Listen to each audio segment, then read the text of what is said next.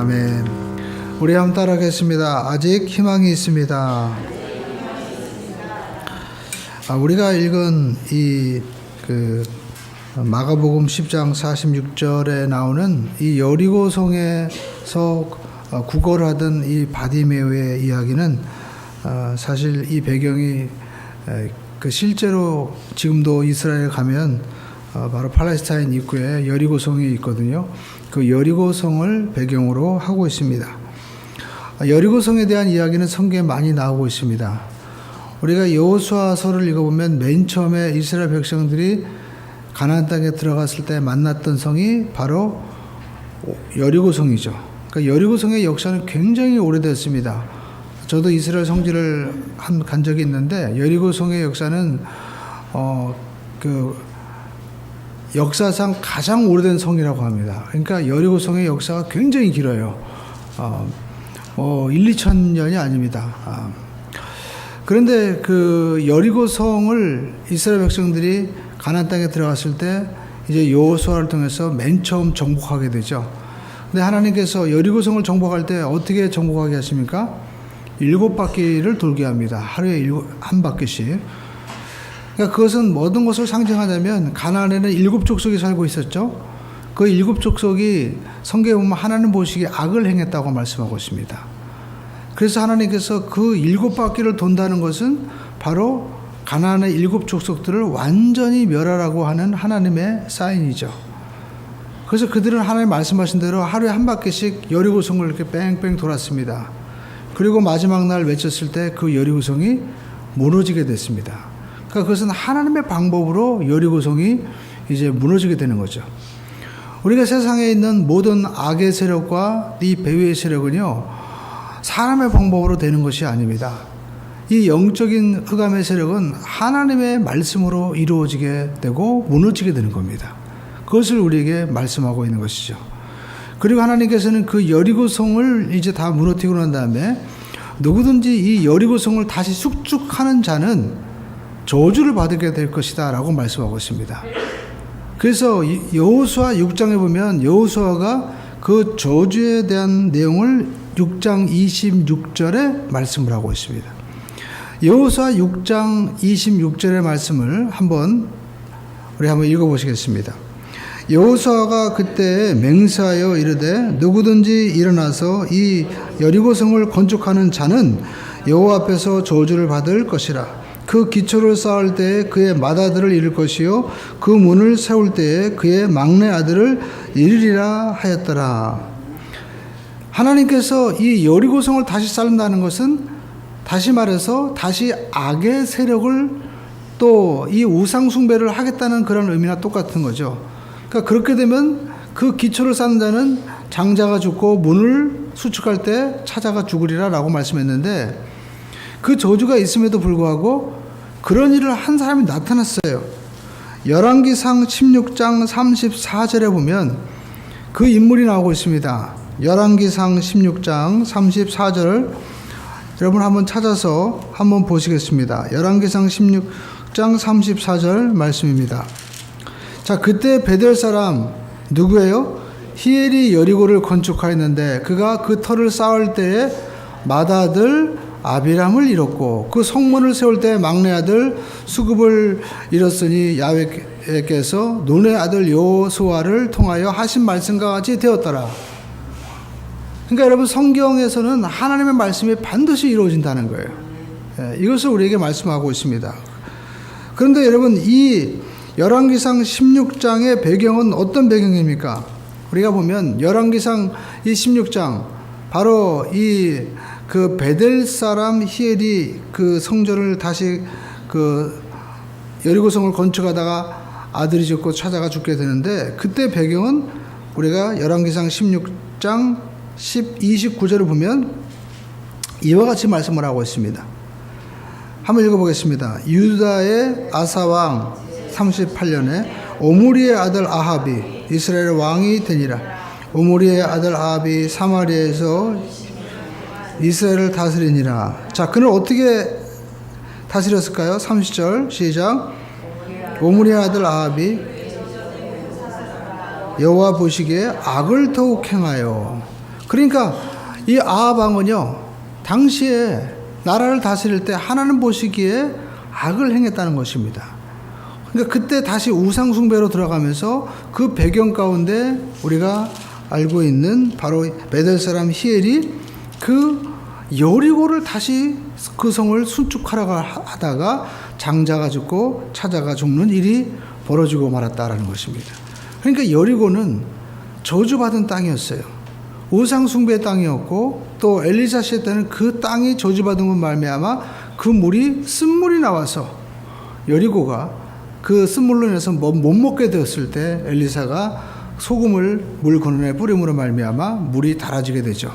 지금도 우리가 여리고성을 가면 특이한 점이 있습니다. 안내자가, 가이드가 지금으로 말하면 우리 한강 정수장처럼요, 이렇게 물 정수하는 곳에 데리고 가요. 그래서 어떤 곳인가 했더니 그 사막에 놀랍게도 그 여리고성만큼은요, 엄청난 양의 물이 이렇게 나오는 곳이 있더라고요.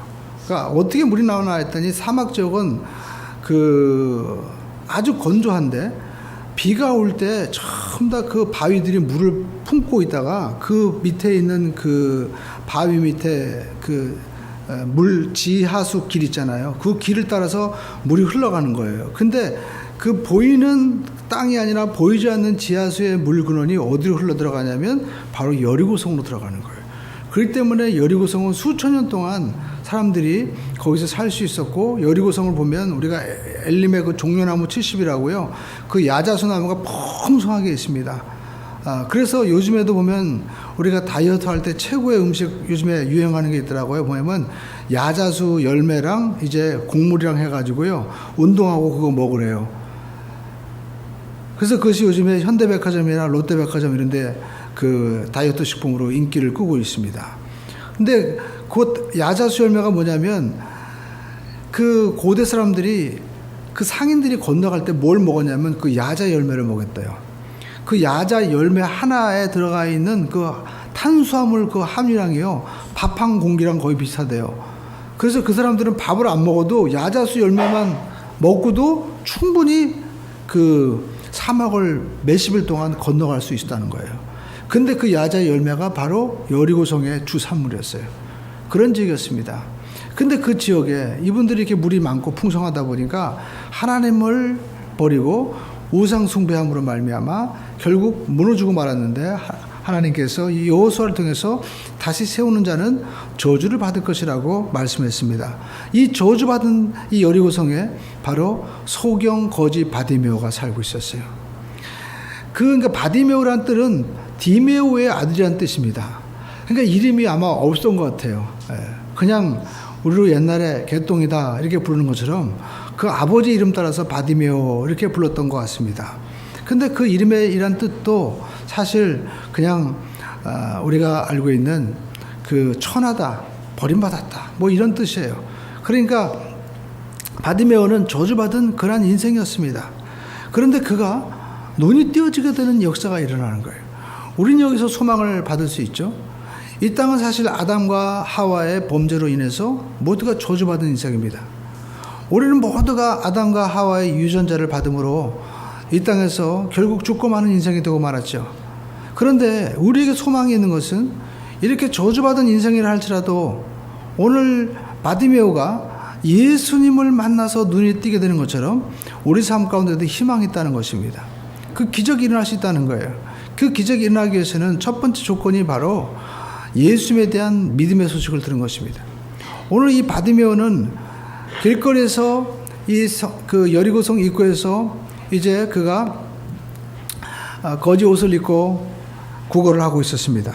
그런데 그에게 소식이 들려온 거예요. 어떤 소식이 들렸냐면 바로 그들이 기다렸던 메시아가 나타났다는 것입니다.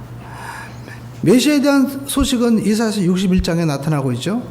메시아가 오시면 눈먼 자가 치유되고, 그리고 눌린 자가 자유케 되고, 그리고 안전매가 일어나는 그러한 역사가 있을 것을 이사야가 예언했습니다. 근데 예수님께서 오셨는데 그러한 일이 정말 일어나고 있는 거예요. 어느 날 그가 구걸하는데 사람들이 웅성거립니다. 야, 정말 메시아가 오셨나 봐. 아니 어떻게 그 나인성의 과부가 아들이 죽어가지고 장례를 나가는데 예수님의 행렬과 마주쳤는데 그 나사렛 예수가 그 죽음의 행렬을 딱 두고 멈추게 한 다음에 그 나인성의 가부의 아들을 향하여 소년아 일어나라 하는데 살아났다. 이야, 믿을 수 없는 일이 일어났어. 메시아가 정말 왔어. 그렇게 얘기했을 때 눈을 보지 못하고 자기가 보지 못했던 이 바디메오는 그런 일이 있겠어 하면서 속으로 의심을 했겠죠. 그런데 며칠 있으니까 또 소식이 들린 겁니다. 풍랑이 잠잠하게 됐대. 5,000명이나 되는 사람이 광야에서 먹을 것이 없어가지고 굶주리고 있었는데 어린 소년이 가져온 보리떡 5개와 물고기 2마리로 그들을 먹였다는 거야. 그러면서 이 사람도 나도 먹어봤어, 저 사람도 먹어봤어 하면서 얘기를 하는데 이분이 마음이 술렁거리기 시작했죠. 이분이 메시아인가 보다. 귀머거리가 드디어 눈이 열렸다. 예수님 변호사에서 내려왔는데 아버지가 이 귀머거리 들고 그리고 또 벙어리 된 아들을 데리고 와서 제자들에게 고쳐달라고 하는데 제자들이 못했는데 예수님께서 그 아들을 고치셨다. 10대를 혈루병으로 앓던 여자가 예수님 어깨에 손만 대어도 그 병이 낫는 그 소식을 이 사람도 들은 거예요. 그러면서 어떤 마음을 가졌을까요? 나도 예수 만나봐야 되겠다. 오늘 여러분 우리가 인생 가운데서 예수님에 대한 소식을 들으면요 우리 가운데 어떤 일이 벌어집니까? 믿음이 생기는 거예요. 성경에서 말씀하고 있는 믿음은 우리가 지하철 타고 비행기 타고 우리가 우리 삶 가운데 믿음이 있습니다. 저 다리를 건너갈 수 있어요. 왜냐하면 다리를 안전하게 건설했기 때문에. 그런데 여러분 그것은 사람이 만든 믿음이고 성경에서 말씀하고 있는 믿음은 하나님의 말씀을 믿는 거예요. 오늘 우리가 읽은 그 열왕기상 아까 우리 16장에 나와 있는 이 말씀은 그들이 뭘 안 믿은 겁니까? 바로 여호수아가 하나님의 이 저주를 선포한 것을 믿지 않음으로 말미암아 베델 사람 히엘이 여리고를 건축하다가 결국 장자가 죽고 차자가 죽고 말았죠. 마찬가지로 우리 인생 가운데도 하나님의 말씀을 믿을 때에 은혜가 임하고 하나님의 축복이 임합니다. 그러나 하나님의 말씀을 우리가 무시하면 하나님께서도 우리를 돌봐줄 수가 없는 거예요. 그래서 하나님의 말씀은 살아있고 능력 있는 것입니다. 그래서 히브리서의 말씀에 믿음이라는 것은 약속된 하나님의 말씀을 믿는 것이 믿음이다라는 것입니다. 오늘 저와 여러분들도 여러분 하나님께서 기록되고 우리에게 말씀하신 이 말씀을 믿는 자가 되기를 주님의 이름으로 축원을 드립니다. 그래서 이 맹인이었던 이 바디메오는 예수님에 대한 소식을 듣고 그분이 바로 구원자라는 것을 믿은 거예요. 그 다음부터 그의 삶 가운데 희망이 생긴 것입니다. 소원이 생긴 겁니다. 여러분 우리가 간절한 소원이 생길 때 믿음이 생기는 것이고요. 간절한 소원이 내 마음 가운데 일어날 때 우리가 기도하게 되는 것입니다. 하나님 이 문제를 하나님 또 내가 바라는 이 모든 것들을 하나님이 꼭 해주시길 원합니다라는 마음에 그 간절한 소망을 따라 우리의 믿음이 자라나기 시작하는 것이죠. 그때 놀라운 일이 생겼습니다. 우리 한번 따라할까요? 절망은 이릅니다. 아직 희망이 있습니다. 아무리 절박한 상황이라 할지라도 여러분 하나님은 우리에게 기회를 주십니다.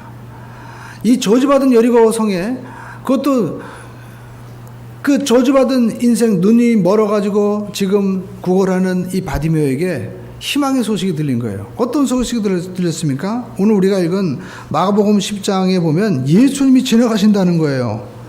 이 기회를 놓치지 않았던 것입니다. 우리 한번 다시 한번 마가복음 10장 46절의 말씀을 함께 한번 읽어 보시겠습니다. 시작. 여리고에 이르렀더니 예수께서 제자들과 허다한 무리와 함께 여리고에서 나가실 때 디메의 아들 맹인 거지 바디메오가 길가에 앉았다가 여전히 똑같은 날이었죠. 근데 예수님이 가신다는 소식을 들은 거예요. 자, 이 소식을 듣고 바디메오는 뭐라고 외쳤습니까? 41절에 소리를 지릅니다. 읽어보겠습니다. 시작. 나사렛 예수시라 말을 듣고 그는 여전히 평상시와 같이 구걸하고 있었습니다. 근데 그날따라 많은 사람들이 막 수군거리는 거예요. 야, 예수님 지나가신대. 그러자마자 가슴이 쿵쾅거리기 시작했습니다. 내가 그렇게 만나고 싶어하던 예수님이 막 지나간다는 거예요. 그러니까 눈이 안 보이니까 어떻게 할 수가 없었죠. 그래서 그가 하는 일은 소리를 지르는 일이었습니다. 기회를 놓치지 않았던 것입니다. 여러분 우리가 하나님 앞에 하루하루 살아가면서 지금 우리가 하나님 앞에 예배드리는 이 시간이요 우리 생의 마지막 순간이 될 수도 있다는 사실입니다. 왜냐하면 오늘 우리가 읽은 이 여리고성에 있는 바디메오가 예수 만났잖아요. 그런데 예수님께서는 이 이후로 여리고성을 들어갔다는 기록이 없어요. 예루살렘에 가시고 입성하시고 그리고 십자가 지시고 예수님 승천하셨습니다. 그러니까 이 바디메오에 있어서는요, 지금 예수님이 여리고성에 들어가는 것이 자기 생의 마지막이고 다시 볼 수 없는 분이에요. 많은 분들이 인생을 살아가면서 내일 해야 되겠다고 생각합니다. 내가 내일 뭐 할게요? 미룹니다. 그러나 여러분, 우리가 미룰 수 있는 내일이라는 것이 여러분 우리에게 보장된 것이 아닙니다. 성경 말씀하고 있습니다. 보라 지금이 은혜 받을 만한 때요, 보라 지금이 구원의 날이로다. 그래서 우리는 기회를 잡을 수 있어야 돼요. 하나님께서 지금 우리에게 주어진 이 시간과 또 우리 모든 이 공간과 기회라는 이 모든 것들을요, 하나님께서 나에게 주신 것이다라고 지금 이 바디메오는요 딱 붙잡은 거예요. 여러분, 눈 뜬다고 해서 기회를 붙잡는 게 아니더라고 보니까, 그죠? 지금 눈이 안 보여도 기회를 붙잡잖아요. 그러니까 여러분, 인생은요 보이는 눈이 중요한 것이 아니라 마음의 눈이 중요한 것이고 영혼의 눈이 중요한 거예요. 예수님을 가까이 쫓아다니던 사람들도 예수님을 제대로 못 봤습니다.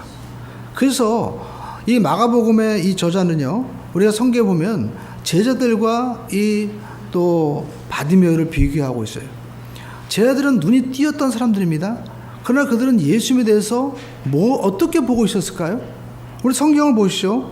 우리가 마가복음 10장 35절을 보면 이 야고보와 요한이 예수님 앞에 나와서 요청하는 장면이 나오죠. 세베대의 아들 야고보와 요한이 주께 나와 여짜오되 선생님, 무엇이든지 우리가 구하는 바를 우리에게 하여 주기를 원하나이다. 자, 여기 보십시오. 이들은 예수님이 제자였어요. 그럼에도 불구하고 예수님을 지금 뭐라고 부르고 있어요? 예? 선생님이라고 부르고 있잖아요. 바디메오는 뭐라고 불렀습니까? 예수님을? 다윗의 손 예수요. 여러분, 마태복음 1장을 보십시오. 마태복음 1장은요 이와 같이 소개하고 있습니다. 마태복음 1장 1절의 말씀을 한번 보시겠습니다. 아브라함과 다윗의 손 예수 그리스도의 사계라. 자, 여러분, 마태는 예수님을 누구라고 소개합니까? 바로 아브라함, 믿음의 조상 아브라함과 다윗의 자손, 바로 예수 그리스도라고 말씀하고 있습니다. 온 인류에게 예수님이 누구냐? 예수님은 바로 다윗의 자손이고 바로 그리스도라는 거예요. 오늘 여러분, 이 눈이 안 보이던 바디메오는 예수님을 뭐라고 부르고 있습니까? 다윗의 자손 예수요. 그런데 눈이 띈 이 예수님이 제자였던 세베대의 아들 야고보와 요한은 예수님에 대해서 10장 35절에 선생님이라고 부르는 거예요. 그러면서 그가 구하고 있습니다. 우리가 무엇이든지 우리가 구하는 바를 우리에게 하여 주길 원합니다. 주님이 해줄 줄 알았어요. 그러면서 구하는 것이 무엇입니까? 이르시되 너에게 무엇 해주길 원하느냐? 37절에 한번 읽어볼까요? 여짜오되 주의 영광 중에서 우리를 하나는 주의 우편에 하나는 좌편에 앉게 하여 주시옵소서.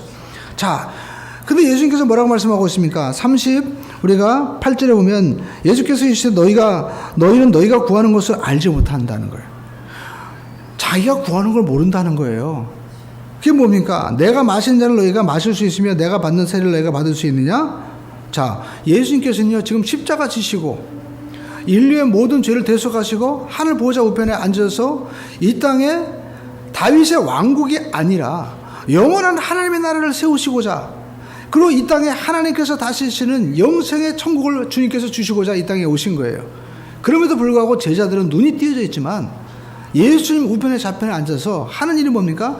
12집합 가운데서 전부 다 장관 되겠다고 하고 하는 거예요. 여러분, 청문해 보시죠. 그 온갖 수모와 요즘 말하면 온갖 창피를 당하면서도 그래도 하겠다잖아요. 전부 다.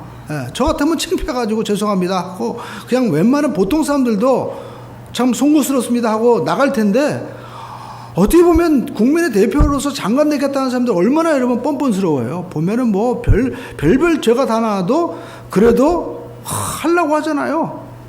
그러니까 여러분, 사람의 욕심에 들어가면요 이렇게 끝이 없는 거예요. 제자들도 그런 거예요. 주님은 지금 십자가에 못 박혀 죽으셔서 저와 여러분의 모든 인류의 죄를 대속하겠다고 하는데 이 사람들은 장관 되겠다고 하는 거예요. 그런데 눈이 안 보이는 바디메오는 예수님을 뭐라고 부릅니까?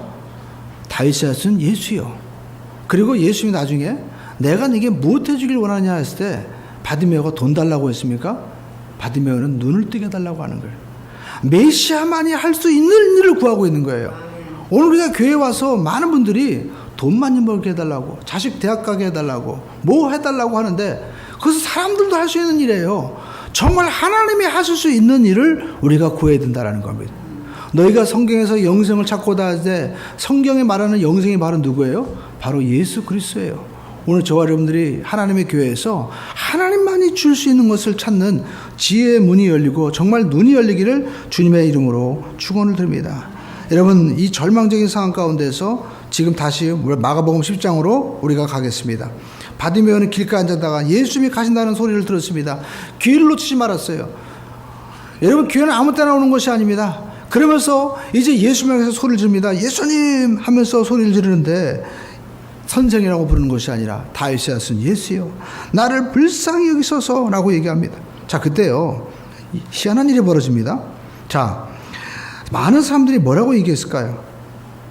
48절 말씀 읽어보겠습니다. 시작. 많은 사람이 꾸짖어 잠잠하라 하되 그가 더욱 크게 소리질러 이르되 다윗의 아들이여.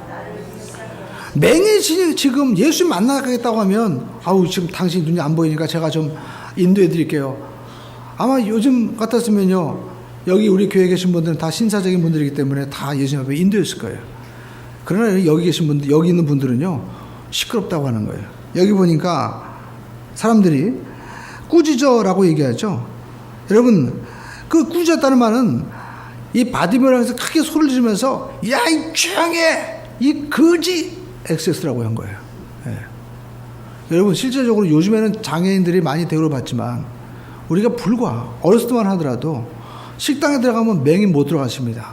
막 소금 뿌려요. 그죠? 아마 좀 연세가 드시면 다 보았을 거예요. 그런데 그 당시에 장애를 가지고 살아간다는 것이 얼마나 힘들었을까요?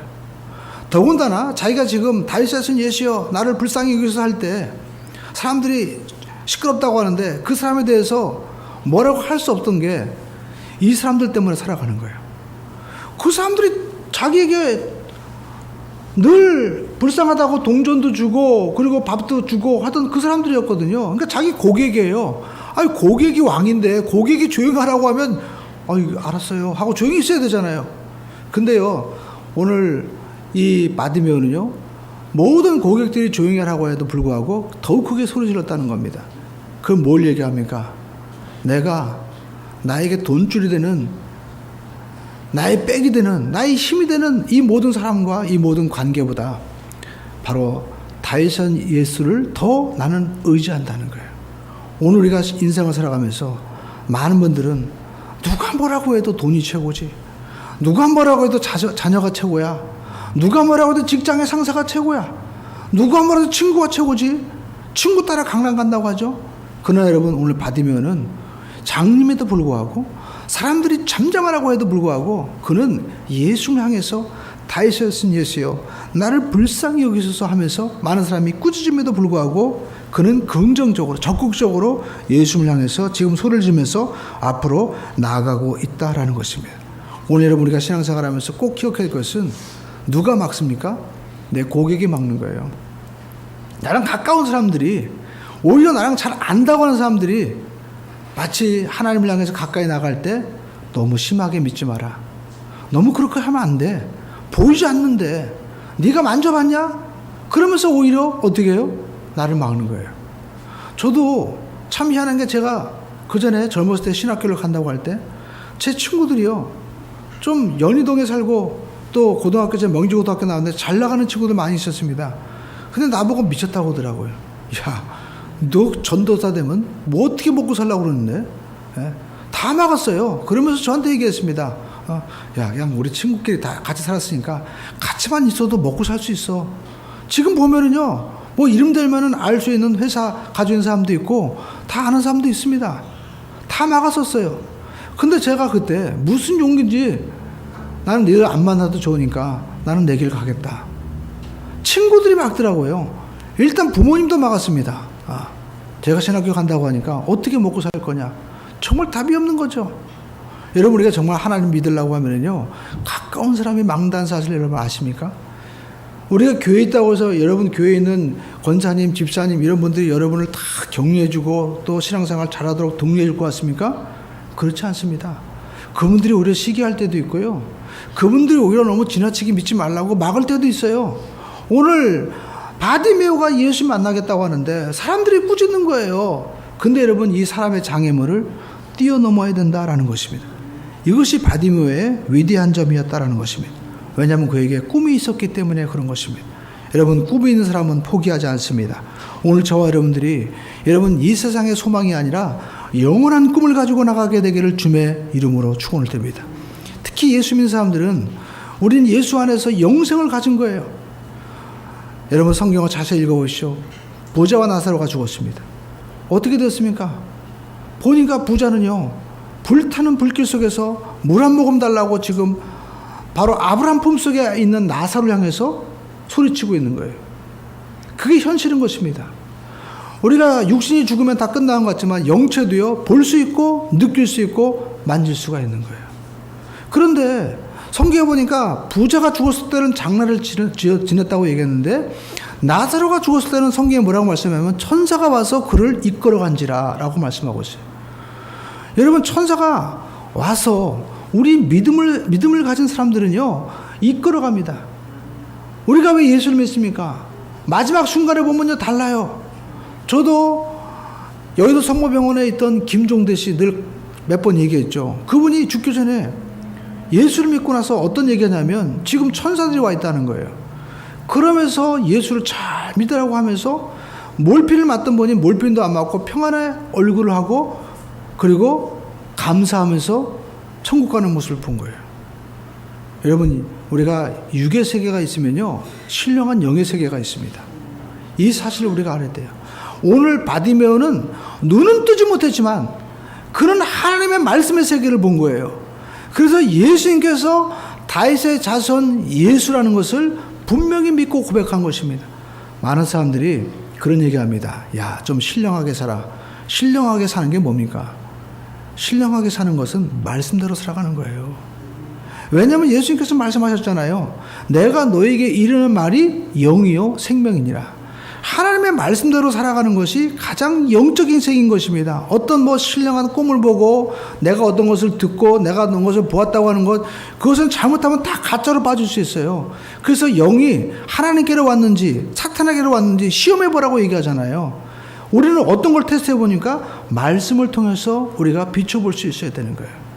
오늘 바디메오는요 눈이 안 보였지만 예수님께서 하시는 그 일들을 가만히 보니까 바로 구약에 예언된 메시아의 사역인 거예요. 그래서 예수를 향해서 다윗의 자손 예수여 나를 불쌍히 여기소서라고 그가 그의 겉옷을 던져두고 예수님 앞에 나올 수 있던 것입니다.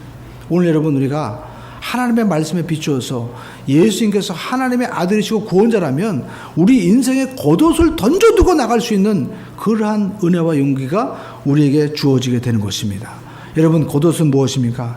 겉옷은 당시 거지들이 그 자리에 앉아서 쉽게 가지고 정부에서 허가낸 사인인 동시에 그 겉옷은 밤에는 낮에는 더위와 밤에 추위를 막아줄 수 있는 그 겉옷이 없으면 잘못하면 얼어 죽을 수도 있는 거예요. 절대적으로 필요한 것이었습니다. 그런데 오늘 바디메오는 어떤 일을 합니까? 다윗의 자손 예수님이라고 부르면서 나를 구원해달라고 얘기하면서 뭐라고 얘기합니까? 예수님이 오라고 하시는 것입니다. 자, 49절의 말씀 읽어보겠습니다. 시작. 예수께서 그들이 맹인을 부르며 이르되 안심하고 일어나라 그가 너를 부르신다 하매 50절 말씀 읽어보겠습니다. 맹인이 겉옷을 내버리고 뛰어 일어나 예수께 나아오거늘. 자, 맹인은요 겉옷을 던져버렸습니다. 눈 떴습니까 안 떴습니까? 예? 아직 안 떴어요. 그럼에도 불구하고 이분이 겉옷을 던져버리면 앞으로 사업을 어떻게 하겠다는 겁니까?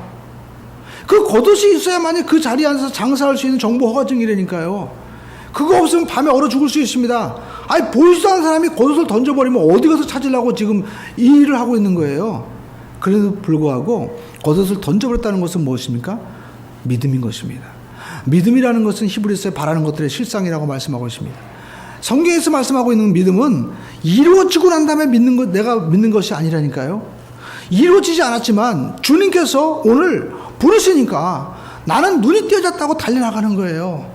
그래서 성경에 보니까 믿음은 바라는 것들의 실상이고 보지 못하는 것들의 증거며, 또 무화과나무의 비유를 들어서 예수님께서 말씀하시기를 이 산더러 저 바다에 던지라 하고 그 말하는 것이 이룰 줄 믿고 마음에 의심하지 않으면 그대로 되리라. 오늘 저와 여러분들이 믿음 생활하시면서 내가 되고 난 다음에 여러 번 믿는 것은 그것은 내 경험이지 진짜 믿음이 아닌 것입니다. 그래서 우리가 창세기 11장에 보면 아브라함도 하나님께서 이제 불렀을 때 갈 바를 알지 못하고 하나님이 가라고 하니까 그 말씀을 따라간 거예요. 오늘 여러분, 하나님의 말씀은 반드시 이루어집니다. 여호수아를 통해서 이 성을 다시 수축한 자는 반드시 장자가 죽을 것이고 문을 세운 자는 찾아가 죽을 것이다. 하나님이 말씀하신 그 말씀대로 이루어지듯이 하나님의 말씀은 이루어지는 것입니다. 그래서 요셉은 그가 애굽의 총리로 있었지만 죽으면서 유언하죠. 자, 너희들이 나를 이곳에 묻을 때 반드시 너희들의 이제 후손들이 애굽에서 나갈 것일 때 그때 내 해골을 가지고 나가라. 그 일이 430년 후에 이루어지게 되는 거예요. 그러니까 우리가 볼 때는 430년이 긴 것 같지만, 여러분, 사람이 한번 딱 죽으면 죽은 사람이 시간을 계산합니까? 죽은 사람은 모두가 잠깐이에요. 우리가 지금 역사를 계산하는 거지, 죽은 사람은 딱 죽는 순간 그냥 잠자는 거라니까요. 하나님의 약속은 죽는 사람 모두에게 동시에 임하는 겁니다. 그러므로 저와 여러분들이 하나님의 말씀을 믿고 나가게 되기를 주님의 이름으로 축원드립니다. 주님이 말씀하시면 반드시 이루어지는 겁니다. 그래서 겉옷을 던져버리고 나가는 그러한 믿음의 용기를 우리에게 보여주고 있는 것입니다. 그때 주님께서 말씀하시죠. 자, 물어보십니다. 51절 말씀 읽어보겠습니다. 시작.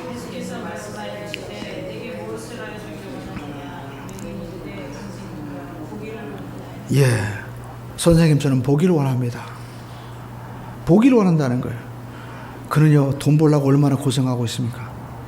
제가 어제 우리 대길짬뽕 우리 그분 교회 처음 오셨잖아요. 근데 보니까 5월 4일날 개업한다고 그러는데 이 인테리어 끝나고 보니까 이 부인이 마음이 급해가지고요, 그냥 이제 인테리어 끝나고 나서 짜장면 집을 테스트 해본다고 이제 친척들 와서 오라고 해서 먹고 하는데, 그냥 동네 사람들도 짬뽕집 오픈했다고 하니까 막 찾아가기 시작해가지고 그냥 오픈이 된 거예요. 그래가지고 보니까 밤늦게까지 영업을 하고 있더라고, 저녁 때 보니까.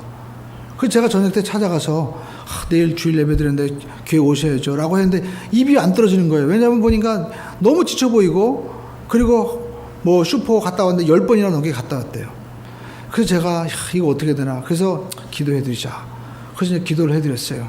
근데 기도 받으시더라고요. 그래가지고 예수님의 이름으로 이제 기도합니다 하는데, 누가 손님이 참 짓궂은 사람이 뒤에서 나무아미 타벌 간센보살 똑똑똑똑 그래가지고 저는요, 이야, 뭐 저런 손님이 다 있나 해가지고 기도 끝내고, 그래도 또 싸울 순 없잖아요. 그래가지고 이제 기도 끝내고 딱 나오려고 했는데, 보니까 진짜 스님이 계시네. 진짜 스님이요, 목탁을 두드린다. 우리 지사람이 소름이 끼쳤대요. 아니, 어떻게 내가 스님 보고 내가 기도할 때가 그때 오세요라고 얘기해도 여러분 이 시간 맞추기가 힘들잖아요. 근데 제가 이분이 사업장을 오픈했는데 이제 교회 처음 나왔는데 하나님 안에서 이제 새로운 인생을 시작해야 되니까, 하나님, 이분이 뭐 개업 예배고 이런 거 모르잖아요. 그러니까 제가 먼저 기도하겠습니다 하는데, 그 믿음으로 기도하는데 그것도 제가 그랬어요. 제가 여기 화환을 갖다 드리는 것이 아니라 하나님의 말씀 액자를 갖다 드리겠습니다. 그러니까 말씀 액자도 모르더라고요, 이분은요. 그래가지고 아무튼 예수의 이름으로 기도합니다. 근데 뒤에서 나무아미타벌 간세 딱 보니까 스님이 딱 계신 거야. 그것도 밤 18시 44분에 시간도 제가 안 쉬어요. 와, 저도요. 그래가 제가 뭘 느꼈냐면, 이 영적인 세계가 정말 내 삶 가운데서 시시각각으로 이어지는구나. 그렇죠? 만약에 제가 먼저 기도했으니까 망정이지, 만약에 스님이 먼저 와서 시주하고 했으면, 그래도 부처님이 나를 아시네, 또 그 믿지 않는 사람도 이렇게 생각할 수 있을 거 아니에요? 근데 내가 딱 기도하니까 스님이 계신 거야. 그래가지고 그분이 어쩔 줄 몰라 하더라고요. 그래서 제가 스님한테 그랬죠. 밤늦게 수고 많으시다고. 그래가지고 제가 우리 사람한테, 여보, 스님 가서 식사라도 하시더라고, 돈 드리라고. 그래갖고 5,000원을 갖다 꺼내가지고 이제 드렸어요. 그래가지고 스님에게 이렇게 제가 드릴 때 그냥 그 연주가 좀 드셔가지고 어깨를 갖다 여기 팔인데 이렇게 만져봤어요. 그랬더니 그 그 회색 옷 그 하나만 입고 계신 거야. 그래가지고 살이 느껴지더라고요. 그래서 약간 그때 얼마나 추울까. 그래서 마음이 어떤 마음이냐면 이분은 누가 구원해야 되나, 이분의 영혼은 어떻게 되나, 그런 마음이 들더라고요. 그리고 오직 하면 밤늦도록 또 이렇게 나가서 그렇게 시주를 해야 되나. 보통 시주가 보면 스님들이 이렇게 그 춘궁기에 나가서 식량을 구해가지고 오잖아요. 그러니까 여러분 절이 뭐 등 따스고 배부르면 나왔겠습니까? 뭔가 어려우니까 나오신 거 아니에요. 그 제가 이걸 들으면서도 그분에 대한 정말 애틋한 마음이 들더라고요. 그러니까 이 세계는요, 우리가 말씀드리는 건 보이지 않는 영적인 이런 그 세계가 있다는 거예요. 그래서 생각해 보시오. 우리가 우연치고는 너무나 참 희한하잖아요. 어떻게 더군다나 목사가 그 사업처에서 기도하는데 뒤에서 나무아미 탑을 하고 있냐는 거예요. 그렇죠. 그러므로 저와 여러분들이 기회를 놓치지 마시길 주님의 이름으로 충을 듭니다. 그분은 그러는 거예요. 너무 어제 아무튼 자기가 하는데 그 사업장도 오픈하려 또 일도 해야 돼. 얼마나 힘들겠어요. 그러니까 이분이 하나님에 대한 이 믿음의 예배를 드려야 된다. 이런 생각이 없어요. 그러나 그런 얘기 하더라고요. 목사님, 아마 내일은 아마 떨어질 것 같아요. 그리고 또 내일도 열어야 된다. 이게 서비스업이니까. 그래가지고 자기가 자리 잡히는 대로 한번 예배에 참석하겠습니다. 그렇게 얘기를 하더라고요. 그래서 제가 억지로 할 수 없잖아요. 하나님께서 그 마음에 믿음을 주셔야죠. 그래서 제가 마음 느낀 것은 사람들의 영혼을 사랑해야 되는구나. 이분도 사랑하고, 그리고 또 어떻게 해요? 하다못해 스님도 누가 그분을 전도하겠어요. 그분을 위해서 기도하고, 또 우리가 나갈 수 있는, 여러분이가 넉넉한 마음을 가지고 끝까지 전도의 이 열정과 사명을 놓치지 않고 나가는 우리 모두가 되기를 주님의 이름으로 축원드립니다. 그래서 우리가 할 수 있는 것은, 주님은 우리에게 물어보시는 거예요. 내가 내게 무엇 해주길 원하느냐. 아마 장사한 사람들은 돈 많이 벌기를 원했을 거예요. 제가 어떤 분이 목회가 너무 힘들었나 봐요. 그러면서 그런 얘기 하더라고요. 자기는 10억만 있으면 진짜 목회 안 한대. 근데 제가 그 마음을 알아요. 너무나 힘들으니까. 여러분 인생 가운데 어떤 분은 그럴 거예요. 목사님, 저에게요 한 30억만 있으면 저 사업 안 하고요, 그냥 은행에 돈 집어넣고 편안하게 살 거예요. 아마 대부분 분들이 그런 마음 가지고 계실 거예요. 오늘 주님께서 오늘 이 받은 명에 물어보시는 거예요. 너 뭐 해주기 원하냐? 아마 우리 같으면요, 매일 나가서 동료하기 힘드니까, 주님, 저희 평생 먹을 수 있는 그런 돈 좀 주세요. 그러면 제가 길거리 나가서 하지 않아도 집에서 그냥 편안하게, 비록 눈은 안 보이지만 내가 살 수 있도록, 또 장가도 갈 수 있도록 물질 주세요. 아마 그렇게 요청했을 거예요. 그런데 오늘 받은 면은 놀랍게도 눈이 띄어지게 되기를 원했다는 거예요.